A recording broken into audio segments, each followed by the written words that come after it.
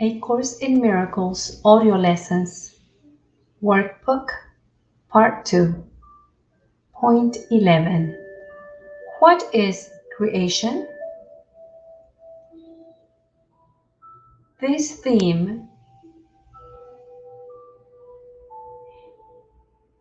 is needed to be read as an introduction to lessons 321 to 330 for your daily practice. What is creation? Paragraph 1.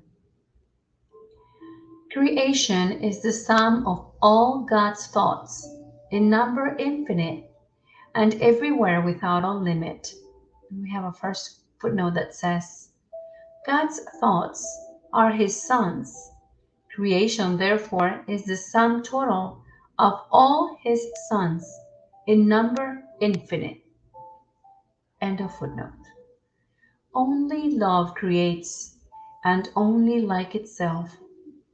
There was no time when all that it created was not there. Nor will there be a time when anything that it created suffers any change.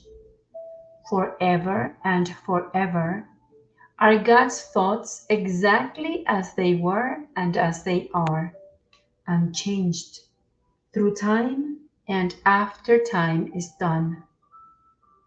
Paragraph 2.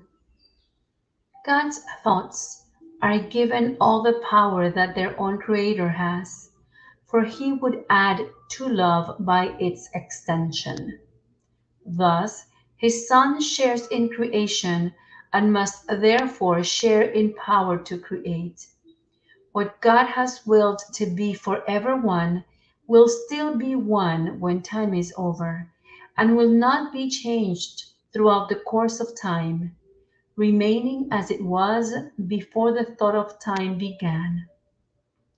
Paragraph 3. Creation is the opposite of all illusions, for creation is the truth.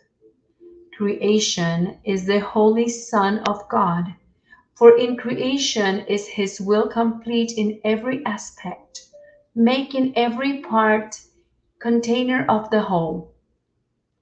Its oneness is forever guaranteed, inviolate, forever held within His holy will, beyond all possibility of harm, of separation, imperfection, and of any spot upon its sinlessness.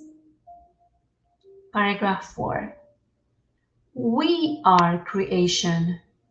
We, the sons of God. We seem to be discreet and unaware of our eternal unity with Him.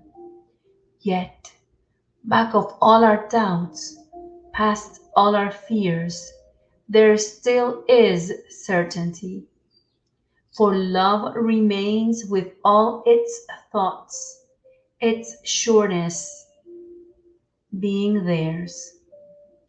God's memory is in our holy minds, which know their oneness and their unity with their Creator. Let our function be only to let this memory return, only to let God's will be done on earth. And we have a footnote that reads, in the Gospel of Matthew, chapter 6, verse 10, it reads, Thy kingdom come, thy will be done, on earth as it is in heaven. Quote unquote. In the above reference, we are the instruments through which God's will is done on earth. End of footnote. I'll reread phrase 6. Let our function be only to let His memory return, only to let God's will be done on earth, only to be restored to sanity, and to be but as God created us. Paragraph 5. our Father calls to us. We hear His voice, and we forgive creation in the name of its Creator, holiness itself, whose holiness His own creation shares, whose holiness is still a part of us. End of point 11 of the second part of the workbook that contains lessons 321 to 330. What is creation? Remember to listen to this audio before you listen to each daily lesson from lesson 321 to 330. Enjoy your healing practice.